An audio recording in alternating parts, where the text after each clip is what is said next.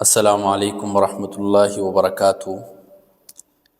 ایک مقتدی کو امام صاحب سے بڑی عقیدت تھی، اور جیسے معاشرے میں ہوتی ہے، لوگ بہت زیادہ عقیدت، محبت اور بہت زیادہ امیدیں رکھتے ہیں جو ائمہ مساجد ہوتے ہیں یا قرآن مجید کے قاری ہوتے ہیں یا عالم ہوتے ہیں، اور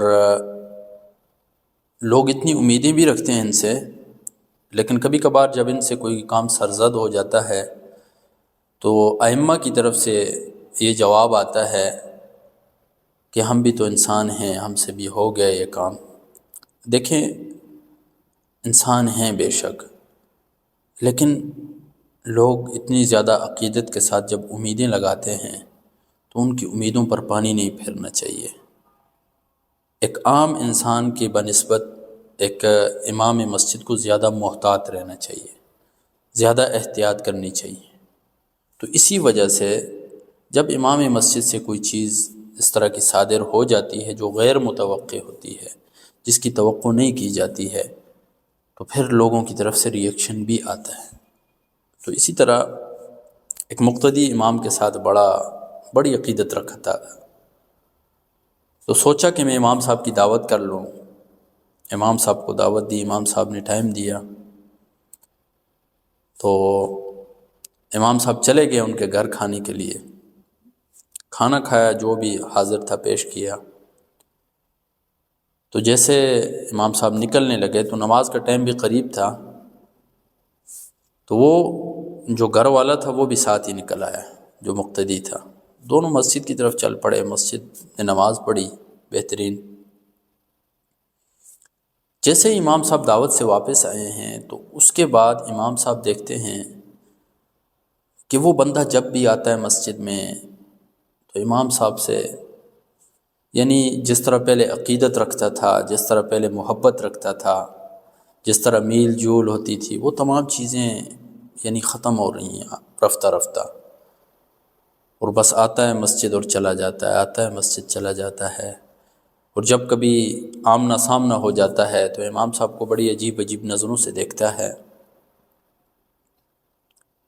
تقریباً 3 مہینے گزر گئے اسی طرح۔ بالآخر امام صاحب کو یہ ان کا رویہ پسند نہیں آیا، تو انہوں نے سوال کیا ان سے کہ کیا وجہ ہے کہ آپ پہلے جس طرح میرے ساتھ سلام دعا کرتے تھے، کوئی سوال جواب ہوتا تھا، ہنستے بیٹھتے بات کرتے تھے، گپ شپ لگاتے تھے، ابھی بالکل آپ کا رویہ چینج ہو گیا ہے، کیا ماجرا ہے؟ تو وہ امام صاحب کو پکڑ کے گھر لے گیا، اور امام صاحب کو کہا آپ سے یہ امید نہیں تھی۔ امام صاحب پریشان ہو گئے کہ کس حوالے سے یہ کہہ رہے ہیں۔ تو امام صاحب نے پوچھا کہ کس چیز کی امید نہیں تھی؟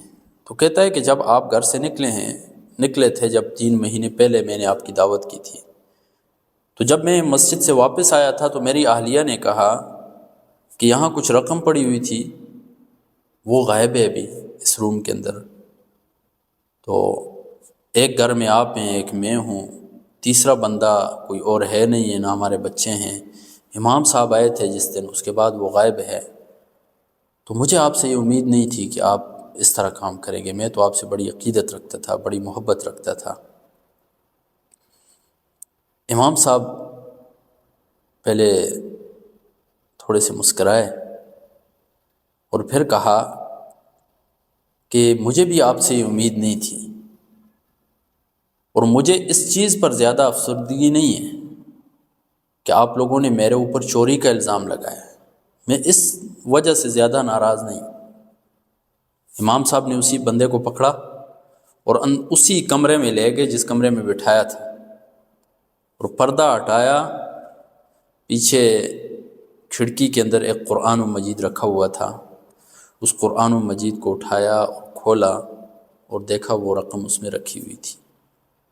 تو امام صاحب نے پورا ماجرا بیان کیا کہ جب 3 ماہ پہلے آپ کھانا لے کر آئے تو کھانا رکھتے ہوئے آپ کا ہاتھ لگا تو یہ رقم گر گئی، اور آپ چلے گئے تو میں نے سب سے محفوظ جگہ اسی کو سمجھا، اور میں نے کہا جب آپ کھولیں گے اس کو تو آپ کو یہ رقم مل جائے گی۔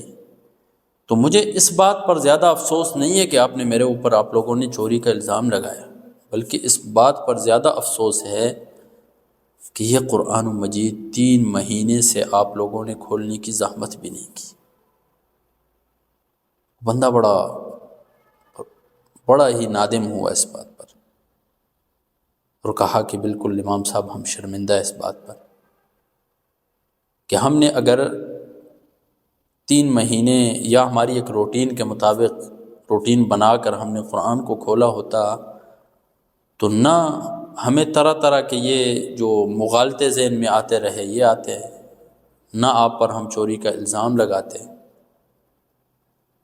یہ ساری کی ساری کس وجہ سے ہوئی کہ قرآن مجید کو جو ہے توجہ نہیں دی 3 مہینے سے، اس کو گھر میں لا کر رکھا ہوا ہے لیکن کھولا نہیں۔ یہی کچھ ماجرا آج کل ہمارے گھروں میں بھی ہے۔ ہمارے گھروں میں کیا ہوتا ہے، اعلیٰ سے اعلیٰ پرنٹ کا قرآن مجید لایا جاتا ہے خوشبودار، اور پھر اس کو رکھ دیا جاتا ہے، تلاوت نہ ہونے کے برابر ہوتی ہے، اور مہینوں مہینوں وہ قرآن مجید گھر میں پڑا رہتا ہے، اتنا اونچا رکھ دیا جاتا ہے کہ اس تک ہاتھ بھی نہیں پہنچتا ہے۔ اللہ اکبر! یہ قرآن مجید کے ساتھ ظلم ہے۔ یہ واقعہ بیان کرنے کا مقصد ہی یہی ہے کہ قرآن مجید جو ہے ہمارے لیے ایک آب حیات ہے۔ قرآن مجید کی تلاوت جو ہے یہ ہمارے پورے وجود میں ایک تازگی پیدا کر دیتی ہے، ہمارے گھروں میں ایک نورانیت اور برکتوں کے دروازے کھول دیتی ہے۔ وقتاً فوقتاً اللہ تبارک و تعالیٰ کی طرف سے رحمتوں کا نزول ہوتا ہے، لیکن جب ہم وہ چیز جو رحمتوں کے نزول کا، برکتوں کے نزول کا سبب ہے، اس چیز کو بند کر کے ہم ان شکایتوں میں لگ جائیں کہ گھروں میں پتہ نہیں حالات خراب ہو گئے ہیں، آئے دن لڑائیاں ہو رہی ہیں، آئے دن جھگڑے ہو رہے ہیں، حالات ٹھیک نہیں ہو رہے ہیں، کیسے حالات ٹھیک ہوں گے؟ وہ چیز جس کے ذریعے حالات ٹھیک ہوتے ہیں اس کو تو بند کر کے رکھا ہوا ہے، اس کو تو ہاتھ تک نہیں لگاتے، وہ اسباب تو اختیار بھی نہیں کرتے ہیں۔ میرے بھائیو، دوستو، بزرگوں، زندگی کا کوئی بھروسہ نہیں ہے، انسان کب اس دنیا سے الوداع کر جائے۔ نوجوان کیسے کیسے لوگ اس دنیا سے چلے جاتے ہیں، میری اور آپ کی گارنٹی نہیں ہے، اور ہمارے پیچھے کوئی رونے والا بھی نہیں ہے اتنا۔ یہ ہم نے جو بٹھایا ہوا ہے نا اپنے ذہنوں میں کہ ہم مر گئے تو فلاں بھی پریشان ہوگا، فلاں بھی پریشان ہوگا، فلاں بھی، کوئی آپ کے پیچھے پریشان ہونے والا نہیں ہے۔ اکیلے جانا ہے آپ نے، بغیر الوداع کہے آپ نے اس دنیا سے رخصت ہو جانا ہے۔ وہاں پر آپ کو یہ قرآن مجید کا ذخیرہ کام آئے گا۔